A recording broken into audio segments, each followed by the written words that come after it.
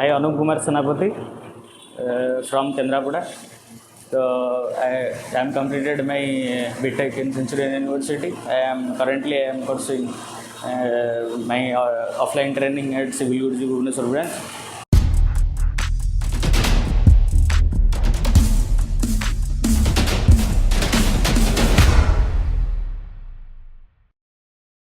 Today I am discuss about flooring. तो flooring किस तरफ से होता है.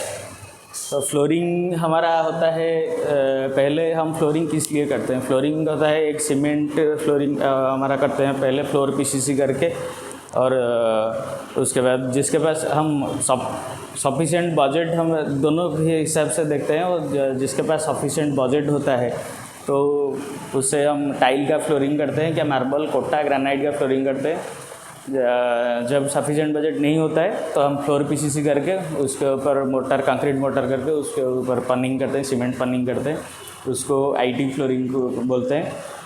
तो हम फ्लोरिंग में चारों तरफ का इस सीमेंट फ्लोरिंग को छोड़ के टाइल्स का फ्लोरिंग में विट्रीफाइड सेरामिक मार्बल और ग्रेनाइट और कोटा का फ्लोरिंग भी लगाते हैं.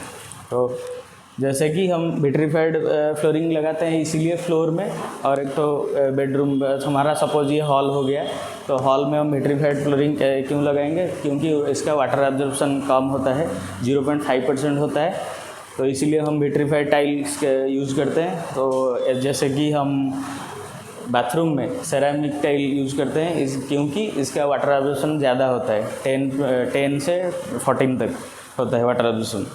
तो इसीलिए हम ये आज देखेंगे कैसे उसका मेज़रमेंट किया जाता है विट्रीफाइड टाइल का. तो विट्रीफाइड टाइल का मेज़रमेंट ऐसे होता है कि पहले हम लिखेंगे फ्लोरिंग, उसके बाद लिखेंगे नंबर, यहाँ पे लिखेंगे नंबर इंटू हम जो मेज़रमेंट लेंगे उसका पहले लेंथ लेंगे, रूम का एरिया साइज़ दिया होगा उसका साइज़ भी रहता है, विट्रीफाइड टाइल्स का पर एक टाइल्स का साइज़ रहता है, वो साइज़ के हिसाब से रूम का जितना एरिया होता है, हम सपोज एक रूम में टाइल लगाएंगे तो फ्लोरिंग करेंगे तो उसका साइज़ होता है, उसका साइज़ जितना होता है वही मेज़रमेंट होता है हमारा, कितना हम टाइल लगाएंगे उससे ही निकालेंगे. तो सपोज ये हो गया लेंथ, ये हो गया विड्थ, तो यहाँ पे उसको लेंगे number into length into width, उसके हिसाब से टोटल जितना होगा उसको हम पता चलेगा कि कितना हमारा टोटल क्वांटिटी कितना लगेगा टाइल्स का. तो पहले हम सीखेंगे कि हम क्यों सीमेंट पनिंग जो करते हैं और जिस फ्लोर में उसमें ब्राइटनेस थोड़ा डार्क रहता है, क्योंकि क्योंकि वो फिनिशिंग करने के लिए वो स्मूथ सरफेस नहीं होता है, तो इसीलिए सीमेंट ज़्यादा सीमेंट से होता है तो कंक्रीट से, इसीलिए हम उसका ब्राइटनेस ज़्यादा नहीं रहता है और लाइटिंग नहीं होता है, रूम में लाइटिंग नहीं होता है. तो इसके वजह से हमारा टाइल्स का आविष्कार हुआ. जैसे कि हमारा टाइल्स और मार्बल फ्लोरिंग पॉलिश्ड और ग्लेज्ड रहता है, तो इसीलिए हमारा रूम ज़्यादा लाइटिंग होता है. लाइटिंग के वजह से हमारा थोड़ा रिफ्लेक्शन आता है, तो इसका ये क्या करता है कि लाइट को ऑब्जर्व कर देता है. कंक्रीट फ्लोरिंग और सीमेंट फ्लोरिंग होता है वो लाइट को ऑब्जर्व कर देता है, इसीलिए वो लाइटिंग नहीं होता है, तो इसीलिए वो थोड़ा कम रहता है. और उसके ऊपर हम जो पनिंग करेंगे वो कलर के हिसाब से हमको जो ग्रीन रेड ब्लैक जिससे जैसे भी हम चाहते हैं वैसे भी करा सकते हैं. और टाइल्स और विट्रीफाइड इसमें मिरर का इफेक्ट जैसे होता है, वो तो जैसे ग्लेज करता है हमारा, सपोज हम जैसे कि हमारा खुद का ये भी दिख जाता है वो मार्बल और सेरामिक में और ग्रेनाइट में, इसीलिए हम उसको लाइटिंग के वजह से हम यूज़ करते हैं. और फिर मेंटेनेंस भी कम होता है, वो पोछा झाड़ू मेंटेनेंस जो सफाई करते हैं टाइल्स फ्लोरिंग में वो कम पानी लगता है, वो आसानी से कर सकते हैं उसके हिसाब से, क्योंकि कंक्रीट में करते हैं तो ज़्यादा आसानी नहीं होता है, तो इसलिए हम टाइल्स का यूज करते हैं. तो विट्रीफाइड टाइल्स का लगाने के बाद जैसे कि हम यहाँ पे देखेंगे कि ये एक रूम हो गया, ये रूम का किचन में जैसे कि हम लगाते हैं ग्रेनाइट्स लगाते हैं, किचन का ये प्लेटफॉर्म होता है, प्लेटफॉर्म में ग्रेनाइट लगाते हैं. हॉल में यहाँ पे लगाते हैं कोटा लगाते हैं, तो इसमें विट्रीफाइड टाइल लगाते हैं. और बाथरूम में ऑलवेज सेरामिक टाइल ही लगाते हैं. सेरामिक टाइल इसीलिए लगाते हैं कि इसका वाटर एब्जॉर्प्शन होता है कितना, विट्रीफाइड का होता है 0.5%, विट्रीफाइड वाटर एब्जॉर्प्शन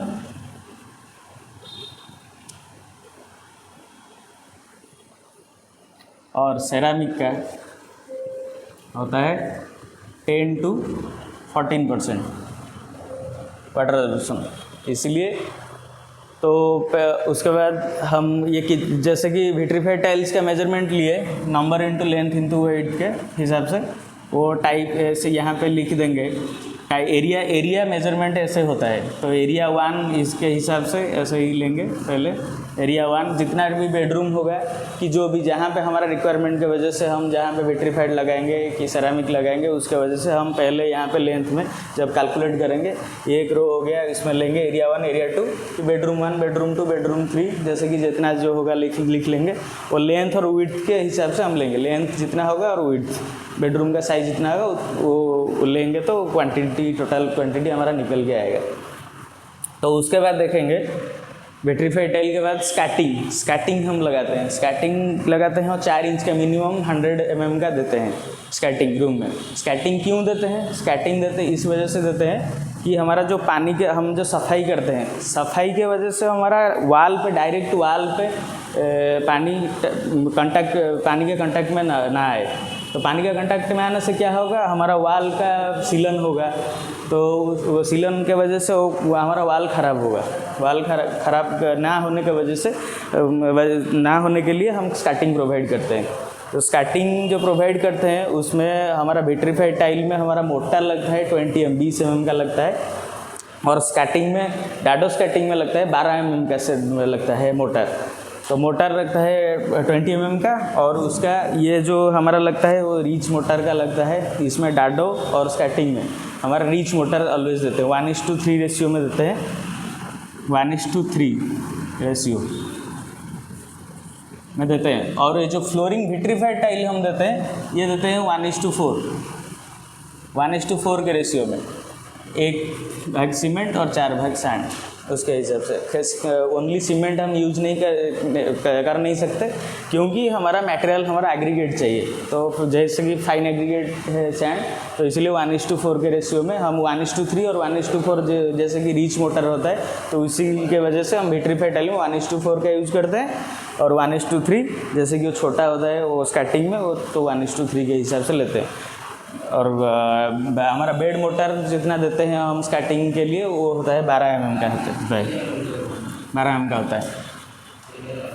तो उसके बाद तो स्कैटिंग इसीलिए लगाते हैं। तो स्कैटिंग का जो होता है, स्कैटिंग का मेजरमेंट कैसे लेते हैं तो उसके बाद देखेंगे मेजरमेंट। स्कैटिंग जो होता है, स्कैटिंग का हमारा दोनों के तरीके से होता है, क्योंकि हमारा गवर्नमेंट और प्राइवेट वो दोनों का अलग अलग हम सोचते हैं कैसे करते हैं, अलग अलग कुछ नहीं होता है। वो होता है कॉन्ट्रैक्टर के एग्रीमेंट के ऊपर भरोसा करता है, क्योंकि वो स्क्वायर मीटर के ऊपर होता है या रनिंग मीटर के ऊपर होता है। तो रनिंग फीट में भी होता है। तो रनिंग फीट में जब हम लेंगे तो टोटल रनिंग फीट में लेंगे, हम यहाँ पे कैलकुलेट कैसे करेंगे, टोटल हम नंबर लेंगे और इसमें इसका कितना नंबर है लेंथ उतना ले जाएंगे, वो रनिंग फीट हो गया, रनिंग फीट में निकल जाएगा। तो रनिंग फीट हमारा, हम तो इसको क्यूबिक मीटर में नहीं निकालते हैं फ्लोरिंग को, उसको सिर्फ स्क्वायर मीटर में निकालते हैं और रनिंग मीटर में निकालते हैं। जब हम रनिंग मीटर में निकालेंगे इसको स्कैटिंग को, तो यहाँ पे लेंगे क्या, number into length into width, इसके हिसाब से लेंगे। तो रनिंग फीट में निकालते वक्त यहाँ पे नंबर इंटू लेंथ, मतलब कि ये 4 फुट का हो गया तो हम नंबर लेंगे और सिर्फ 4 फुट हो गया, और हाइट विड्थ यहाँ पे नहीं रहेगा रनिंग फीट में, क्योंकि रनिंग मीटर में रहेगा तो हम लेंथ लेंगे, विड्थ लेंगे और नंबर कितना नंबर का है लेंगे। तो स्क्वायर मीटर में लेंगे तो ऐसे ही लेंथ लेंगे और विड्थ भी लेंगे, उसके हिसाब से मेजरमेंट होता है। तो वो पानी के वजह से वो हर एक चीज़ जो हम फ्लोरिंग के लिए यूज़ करते हैं, हर एक के पीछे कुछ रीज़न होता है कि इसलिए हम यूज़ करते हैं तो क्योंकि हम ये किस लिए यूज़ करते हैं और रीज़न बताएंगे तो हमारा क्लाइंट हमसे ज़्यादा मतलब बेनिफिटेड होगा और वो खुश होगा कि हम क्यों काम करेंगे, और जो भी काम उसका करेगा वो कैसे अच्छे से करेगा और बना पाएगा, उसको काम को एग्जीक्यूट कर पाएगा, क्योंकि उसका ज़्यादा लॉस नहीं होगा।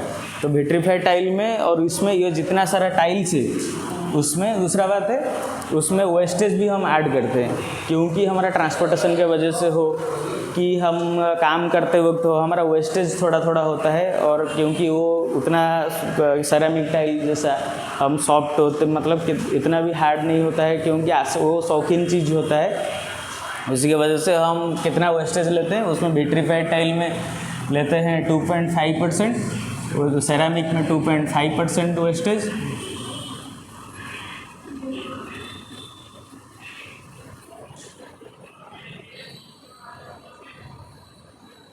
और मार्बल और ग्रेनाइट में और कोटा में ये तीनों लेंगे हमारा 15% वेस्टेज। हम जब कैलकुलेट करेंगे उसमें ये सारा वेस्टेज भी ऐड करके कैलकुलेट करेंगे तो उसके हिसाब से हमारा क्वांटिटी अच्छे से सही से निकल के आएगा।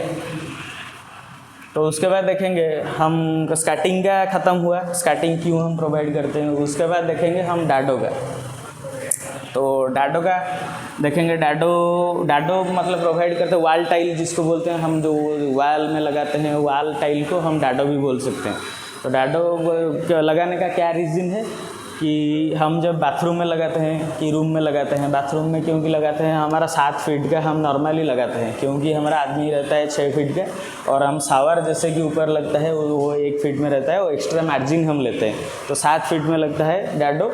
और जब हम जहाँ पे जिस बाथरूम में हमारा डाडो नहीं रहता है, तो सपोज़ यहाँ पे शावर नहीं रहता है, वो टैप रहता है सिर्फ नीचे, टैप के नल रहता है, उसके हिसाब से हम लेंगे 1.5 फीट, 1.5 फीट हम लेते हैं, मतलब हाइट का हम डाडो प्रोवाइड करते हैं वाल में। वाल में प्रोवाइड करने का रीज़न क्या है? वाल में प्रोवाइड करने का हम डाडो प्रोवाइड करने का रीज़न यही है कि हमारा उसमें भी पानी का यूज़ होता है, तो इसी के वजह से उसका सेरामिक टाइल वहाँ पे बाथरूम में प्रोवाइड करते हैं, क्योंकि उसका वाटर एब्जॉर्प्शन ज़्यादा है, वाटर एब्जॉर्ब वो ज़्यादा करता है।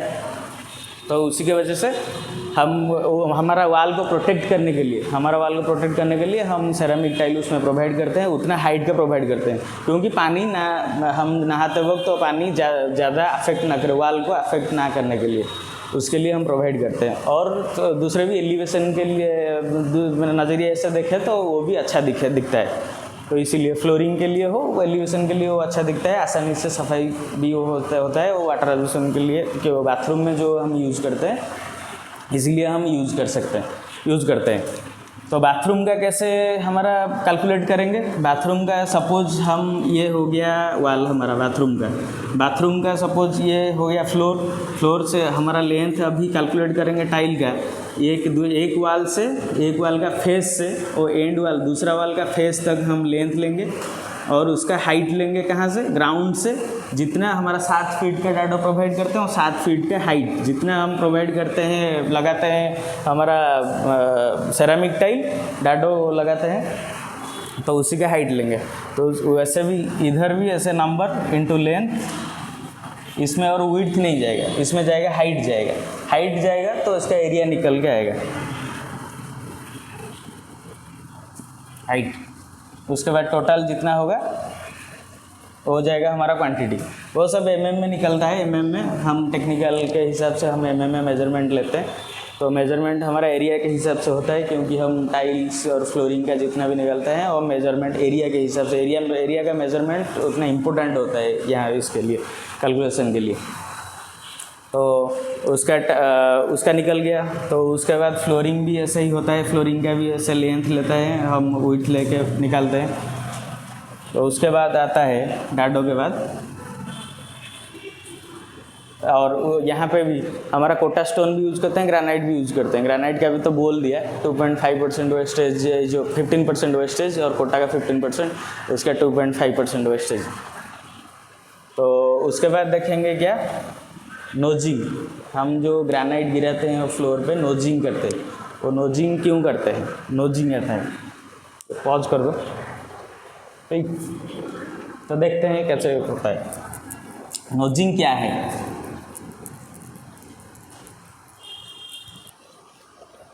उसके बाद देखेंगे क्या हम नोजिंग। एक तो नोजिंग करते हैं, नोजिंग क्यों करते हैं? नोजिंग हम करते हैं दोनों जगह करते हैं। हम जो किचन में ग्रेनाइट, हमारा प्लेटफॉर्म में ग्रेनाइट गिराते हैं, ग्रेनाइट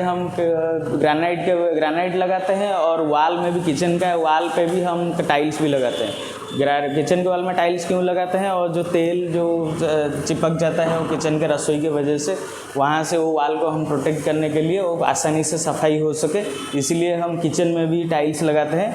किचन में टाइल्स 2 फीट तक, मिनिमम 2 फीट तक लगाते हैं, 2 फीट तक किचन में लगाते हैं टाइल। और ये नोजिंग जो करते हैं, नोजिंग का बात है, नोजिंग कहा किसको बोलते हैं? नोजिंग जो हम मोल्डिंग करते हैं किचन में, किचन का स्लैब का प्लेटफॉर्म जो गिराते हैं ग्रेनाइट का, उसमें जो मोल्डिंग करते हैं, और हमारा स्टेयरकेस का स्टेयर पे हम जो नोजिंग करते हैं, नोजिंग क्यों करते हैं? उसको एलिवेशन के थ्रू से नज़रिए से देखें तो अच्छा दिखता है, और एक दूसरे हम सेफ्टी के लिए, तो हम जबकि हमारा पैर जो आदमी चढ़ के जाएगा, जो आसानी से चढ़ के जा सके और उसका पैर वहाँ पे एक्सीडेंटली ना फिसले, तो इसीलिए हम नोजिंग प्रोवाइड करते हैं। नोजिंग 2 तरह का होता है। नोजिंग होता है एक हाफ होता है, एक हाफ नोजिंग होता है, और एक फुल नोजिंग होता है, ऐसे कि फुल नोजिंग ऐसे होता है। वो नोजिंग 2 तरह का पेमेंट होता है। नोजिंग जब हाफ होता है तो एक मेजरमेंट आता है, एक मेजरमेंट हम लेते हैं। जब फुल लेते हैं तो 2 मेजरमेंट के हिसाब से लेते हैं, 2 मेजरमेंट हम लेते हैं नोजिंग को। नोजिंग इसीलिए नोजिंग का मेजरमेंट, नोजिंग का कैसे लिया जा सकता है, नोजिंग को कैसे कैलकुलेशन करेंगे? तो पहले हम नंबर लेंगे, उसके बाद लेंगे हमारा जो राइजर होता है, हमारा एरिया लेंगे, पहले लेंथ ले जाएंगे, टोटल हमारा स्टेयर, सपोज ये स्टेयर है, ऐसे स्टेयर है, ऐसे स्टेयर है, ये होता है, यहाँ पे नोजिंग होता है, यहाँ पे हमारा नोजिंग होता है। ये होता है हमारा ट्रेड, ये होता है राइजर। ये ट्रेड का लेंथ हमारा कितना है, इसका विड्थ हो जाएगा लेंथ, और कितना नंबर का है, कितना नंबर का ट्रेड है, और नंबर ऑफ ट्रेड यहाँ पे ट्रेड का लेंथ को ले जाएंगे, उसका विड्थ, ये जो विड्थ है वो हो जाएगा लेंथ, इसका लेंथ हो जाएगा, और कितना नंबर का हो गया हमारा क्या ट्रेड हो गया, उसके हिसाब से हमारा टोटल निकल के आएगा। कितना नोजिंग का क्वांटिटी कितना होता है वो निकल के आता है। और किचन में भी ऐसे जैसे मोल्डिंग करते हैं उसमें भी वैसा ही होता है, एरिया टोटल एक नंबर और पीस में आता है।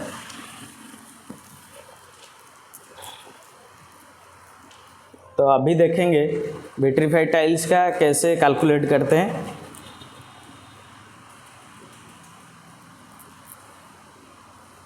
सपोज यहाँ पे विट्रीफाइड टाइल्स का साइज है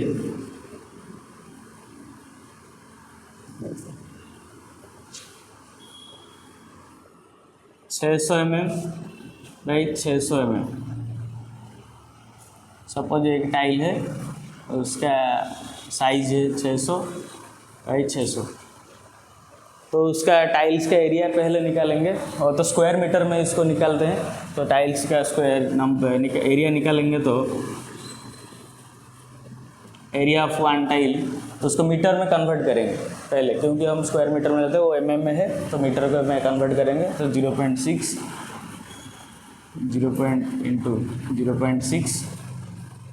36 स्क्वायर मीटर हमारा होता है। तो उसके बाद देखेंगे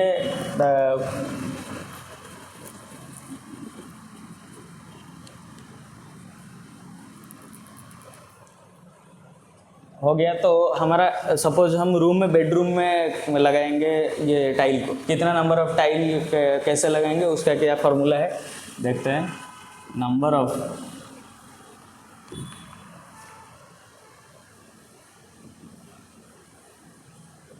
तो चल उसके बाद वेस्टेज वेस्टेज ऐड करेंगे। हमारा जो पहले बोला था 2.5% का वेस्टेज है, उसको भी ऐड करेंगे।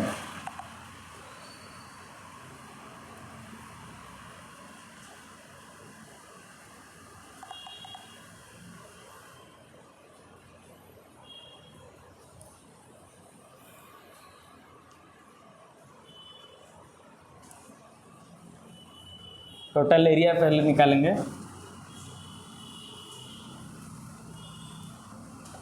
Required for laying tile, suppose लेंगे एरिया 1 स्क्वायर मीटर, रूम का साइज है 1 स्क्वायर मीटर, ये रूम का सपोज साइज है, ये रूम है वो 1 स्क्वायर मीटर है। 1 स्क्वायर मीटर के हिसाब से हम वेस्टेज ऐड करेंगे। वेस्टेज कितना 2.5% है, तो 2.5% ऐड करेंगे तो हो जाएगा कितना 1.025 स्क्वायर मीटर। इसका 2.5% तो लेंगे तो 1.025 स्क्वायर मीटर हो गया टोटल एडिंग वेस्टेज ऐड करके। तो नंबर ऑफ टाइल कैसे निकालेंगे, total area required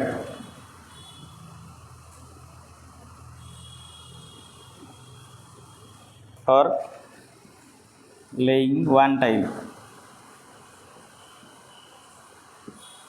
divided by area of 1 tile. Area जो लेंगे हमारा एरिया टाइल का एरिया है उसको लेंगे।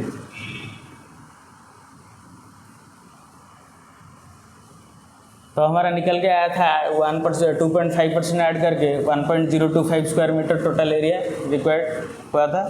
तो यहाँ पर लिया 1.025 डिवाइडेड बाय 36, 0.36 को हम मीटर में कन्वर्ट 0.36 हो जाएगा। mm में है तो इसको मीटर में लेंगे तो 0.36 हो गया। 0.36 वो हो जाएगा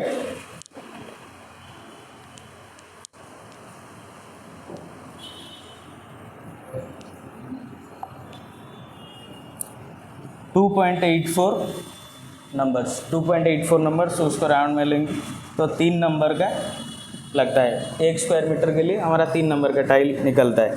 तो ईच पैकेट में टाइल कितना रहता है 4 पीस रहता है। तो उसके बाद निकालेंगे क्या, जो बेड मोटर देते हैं हम 20 mm का देते हैं 0.2, उसको भी निकालते हैं कितना बेड मोटर कंक्रीट कितना हमारा मटेरियल्स कितना बेड मोटर लगेगा। तो volume of bed motor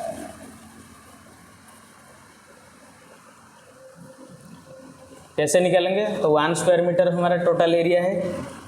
1 square metre into हमारा जो है 20 mm का मोटा लगता है तो उसको हम मीटर में लेंगे तो 0.02 तो हो जाएगा कैसे 0.02 क्यूबिक मीटर हो जाएगा। और 0.02 क्यूबिक मीटर हो गया क्योंकि हमारा कंक्रीट क्यूबिक मीटर में कैलकुलेट होता है। तो cubic 1 square metre and 0.02 cubic metre 0.02 cubic metre आ जाएगा। तो वॉल्यूम ऑफ बेड मोटर के बाद हम सीमेंट का निकालेंगे। वॉल्यूम ऑफ सीमेंट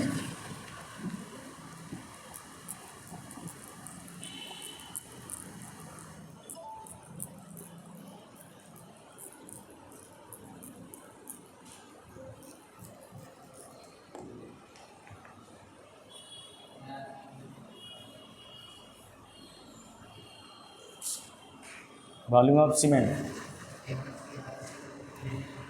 तो वॉल्यूम ऑफ सीमेंट कैसे निकालेंगे, और 20% लिए थे 0.02 इंटू हमारा रेशियो कितना है। हमारा रेशियो हम कितना रेशियो में देते हैं 1:4। 1:4 रिच मोटर जो होता है, रिच मोटर हमारा 1:3 और 1:4 होता है। तो उसके हिसाब से 0.202 इंटू 1 होता है हमारा क्या सीमेंट। हम सीमेंट का निकालते हैं तो 1 पार्ट है सीमेंट 1/5 क्योंकि हमारा सीमेंट का 50 kg का बैग निकल के आता है तो इसीलिए हम 50 को इसमें लिए डिवाइड किए इंटू 1.33 ये होता है ड्राई कोएफिशिएंट। तो इंटू 1440 जो होता है सीमेंट का डेंसिटी होता है, तो डेंसिटी मल्टीप्लाई करते हैं। उसके बाद आता है वो कितना केजी का लगता है वो निकल के आता है, और देखते हैं कितना केजी निकल के आता है।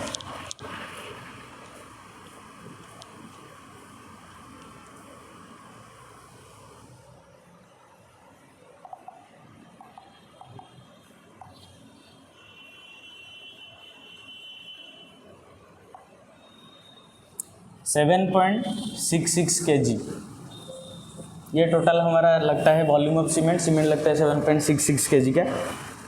तो उसके बाद निकालेंगे सीमेंट का निकाल लेंगे। उसके बाद हम जब एक पार्ट निकाल लेंगे सीमेंट का, ये होता है सैंड का 4 पार्ट, और सैंड का वॉल्यूम कितना निकलता है टोटल 1 स्क्वायर मीटर एरिया के लिए, उसको निकालेंगे वॉल्यूम ऑफ सैंड।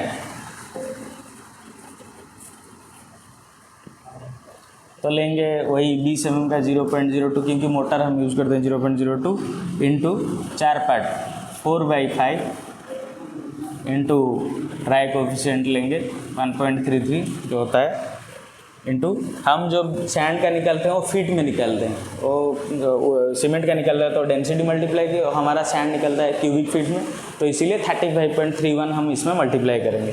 तो 35.31, तो ये निकल के आ जाता है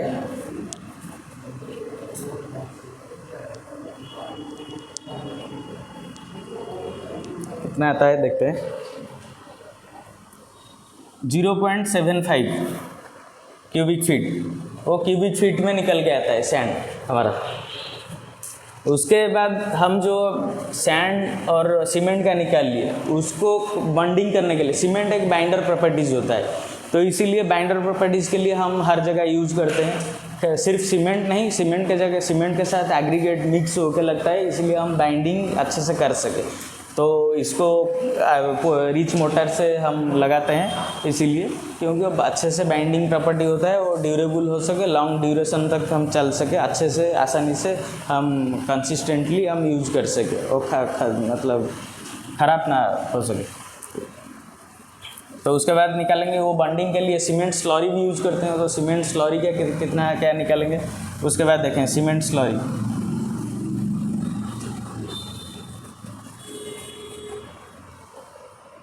सीमेंट स्लरी हमारा यूज होता है CPWD नॉर्म के अनुसार 3.3 kg पर स्क्वायर मीटर, तो हमारा लगता है, तो उसको लेके 3.3 kg को लेके हम कैलकुलेट करेंगे 3.3 kg पर square metre as per CPWD norms.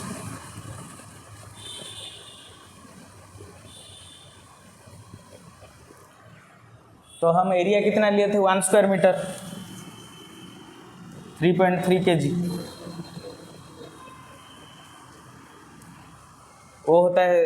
उसके बाद 3.3 kg निकलता है, तो फिलर मटेरियल उसके हिसाब से भी, उसके बाद filler material cement slurry 3.3 kg 1 square metre का यूज होता है। तो हमारा जितना एरिया होगा, सपोज हमारा 30 स्क्वायर मीटर होगा, 30 स्क्वायर मीटर निकलेगा, 3.3 इंटू 30 जितना आएगा, टोटल जितना आएगा वो हो जाएगा हमारा उतना एरिया के लिए, 30 स्क्वायर मीटर एरिया के लिए उतना केजी का सीमेंट स्लरी निकल के आएगा, उसके हिसाब से हम कैलकुलेट करेंगे। उसके बाद फिलर मटेरियल होता है। फिलर मटेरियल क्या होता है,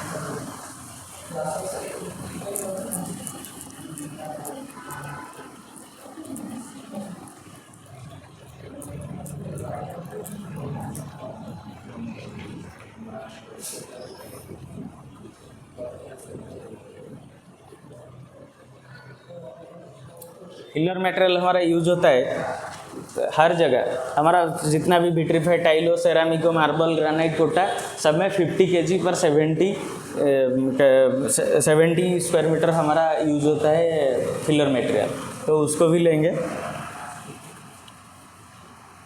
50 kg पर 70 स्क्वायर मीटर, 1 स्क्वायर मीटर के लिए उतना यूज होता है। तो 1 स्क्वायर मीटर मतलब इतना यूज होता है, फिलर मटेरियल इतना लगता है पर स्क्वायर मीटर।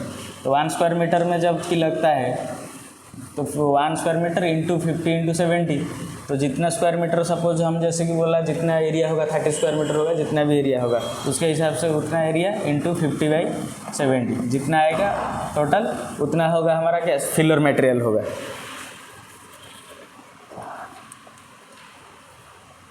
तो सीमेंट स्लरी विट्रीफाइड टाइल्स का होता है 4.4 kg पर स्क्वायर मीटर, और उसका विट्रीफाइड सेरामिक का 4.4 kg, और उसका 3.3 होता है, और इसका कोटा का भी होता है, कोटा का भी 4.4 होता है, 4.6 होता है, 6.4 सॉरी कोटा का 6.4 होता है, 6.4 kg पर स्क्वायर मीटर। तो उसके हिसाब से हम ये फ्लोरिंग करते हैं, और फ्लोरिंग का कैलकुलेशन भी इसी के हिसाब से करते हैं। जितना सारा भी हो, जैसे कि हम निकाले हम विट्रीफाइड टाइल्स का, उसके सेरामिक का भी उससे वैसे ही निकलेगा, मार्बल का भी वैसे ही, ग्रेनाइट का भी वैसे ही, और कोटा का भी वैसे ही निकलता है। ठीक है, चलिए, थैंक यू।